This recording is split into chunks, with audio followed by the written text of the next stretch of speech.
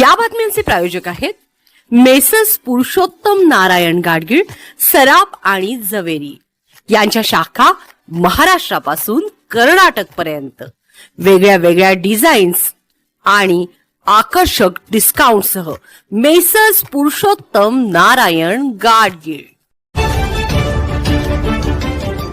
ताज्या बातम्यांसाठी पाहत रहा तिचा सागर न्यूज. 22 आमदार घेऊन सुनील तटकरे आणि प्रफुल्ल पटेल भाजपात. कोण आहेत हे आमदार? नेमकं गणित का फिसकटलं राष्ट्रवादीशी सुनील तटकरे आणि प्रफुल्ल पटेल यांचं? नेमके पार्थ आणि जय पवार का नाराज आहेत? सुनेत्रा वहिनींनी का युटर्न घेत सुनील तटकरे आणि प्रफुल्ल पटेल यांना बाजूला केलं? याबाबतचा हा माझा स्पेशल रिपोर्ट. नमस्कार, मी शर्वरी पवार आणि आपण पाहताय तिचा जागर न्यूज. राष्ट्रवादीचे प्रदेशाध्यक्ष आणि खासदार सुनील तटकरे यांनी काल रात्री शरद पवार यांची भेट घेतल्यानं राजकीय वर्तुळात भुवया उंचावलेत आणि चर्चांना उधाण आलंय. मात्र शरद पवारांसोबतची भेट ही केवळ तब्येतीची विचारपूस करण्यासाठी होती असं सुनील तटकरेंनी स्पष्ट केले. परंतु आता शरद पवार गटाचे आमदार रोहित पवार यांनी खळबळजनक दावा केलाय. 22 आमदार घेऊन सुनील तटकरे आणि प्रफुल्ल पटेल हे भाजपामधून लढणार आहेत असं वक्तव्य केलंय रोहित पवार यांनी. रोहित पवारांचं वक्तव्य ठेवूया बाजूला, विचार करूया. काल सोशल मीडियावरती ऑथोराइज्ड एक यादी बाहेर पडली राष्ट्रवादीची आणि त्यात सुनील तटकरे आणि प्रफुल्ल पटेल यांचे थेट पंख छाटलेले सुनेत्रा वहिनींनी आपण पाहिलं. त्याच्यावरती त्यांनी निर्वाळाही दिला की हे टायपिंग मिस्टेक आहे आणि त्यानंतर दावे प्रतिदावे होत आहेत, आरोप प्रत्यारोप होत आहेत. नेमकं वास्तव काय आहे हे या बातमीत आपण म्हणूया. रोहित पवारांचं स्टेटमेंट एकीकडं सुनेत्रा पवार यांची बाहेर आलेली यादी, तर एकीकडं शरद पवार आणि सुनील तटकरेंची गडबडीनं घेतलेली याच वेळी भेट. म्हणजे यातच काहीतरी घडतंय राजकारण. शरद पवारांच्या भेटीनंतर सुनील तटकरे आज एक्सवर पोस्ट करत काय म्हणालेत? काल आदरणीय शरद पवार साहेबांची सिल्वर ओक या निवासस्थानी सदिच्छा भेट घेतली, प्रकृतीची विचारपूस केली.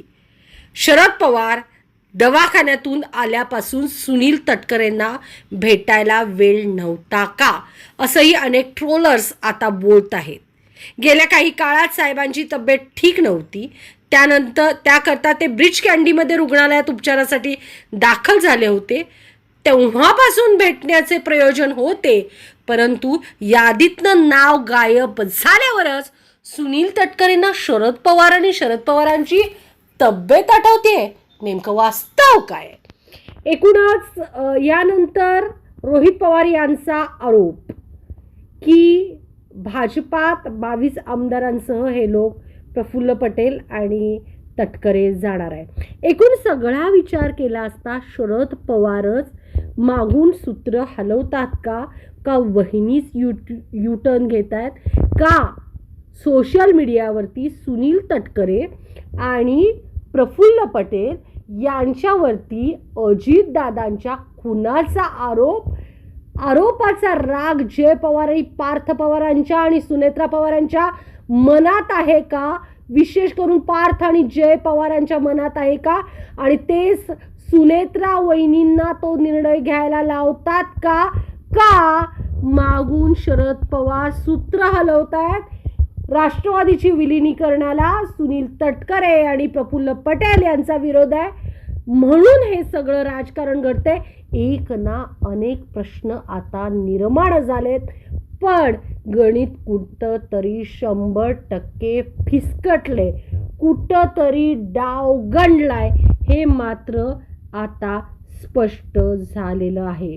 या भेटीत कुठलाही राजकीय विषयांवर चर्चा झाली नाही असं तटकरे म्हणतात, पण टायमिंग काय मॅच होत नाही ह्यात तीळ मात्र संशय नाही. एकूणच या सगळ्या बाबतीत जर देवेंद्र फडणवीसांनी स्पष्ट सांगितलं की ज्या पद्धतीने एक भाऊ म्हणून सुनेत्रा वहिनींच्या मागं देवेंद्र फडणवीस आहेत आणि ज्या पद्धतीनं देवेंद्र फडणवीसांचं राजकारण आहे त्यात राष्ट्रवादीचे आमदार ते फोडणार नाहीत असं त्यांनी एका वृत्तवाहिनीच्या कार्यक्रमात स्पष्टच केले. रोहित पवार म्हणतायत की 22 आमदारांचं सुनील तटकरे आणि प्रफुल्ल पटेल भाजपात जाणार.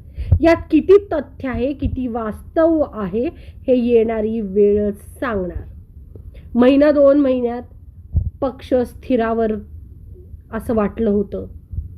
सुनेत्रा पवार उपमुख्यमंत्री झाला. त्यांच्या पक्षातील कोणालाही आम्ही आमच्या पक्षात घेणार नाही, राष्ट्रवादीचे आमदार फोडणार नाही, पण त्यांच्या पक्षाला करूच असं देवेंद्र फडणवीसांनी म्हटले. मग सुनील तटकरे आणि प्रफुल्ल पटेलांना भाजपात घेण्याचा प्रश्नच उद्भवत नाही हे मात्र सपशेल आहे. कारण देवेंद्र फडणवीस एकदा घेतलेला शब्द बऱ्याचदा माघार घेताना दिसलेले नाहीत आणि राजकारणाच्या पटलावर बेरजेचे राजकारण करणारे देवेंद्र फडणवीस पाठीत सुरा खुपसतील सुनेत्रा पवारांच्या असं बिलकुल वाटत नाही.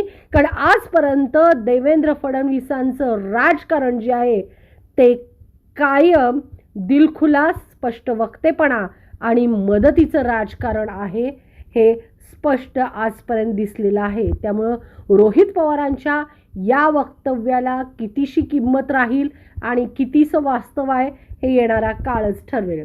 राष्ट्रवादी काँग्रेस पक्षाचे प्रदेशाध्यक्ष सुनील तटकरे यांनी राष्ट्रवादी काँग्रेस शरदचंद्र पवार पक्षाचे प्रमुख शरद पवार यांची भेट घेतली. ते नेमकं काय आहे हेही कळेल.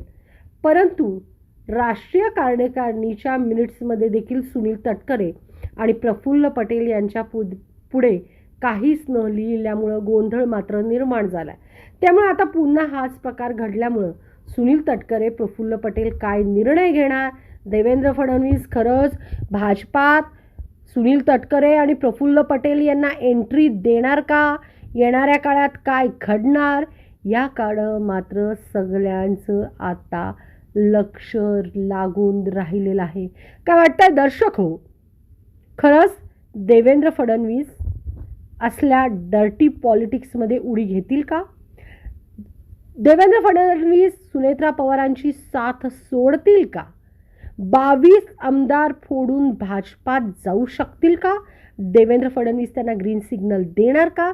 सुनील तटकरे, प्रफुल्ल पटेल यांच्याकडे संशयाची सुई असताना त्यांचं यादीत नसलेलं नाव शरद पवार का जय पवार का पार्थ पवार का सुनेत्रा पवार यांच्या आशीर्वादानं हे नाव निघाले.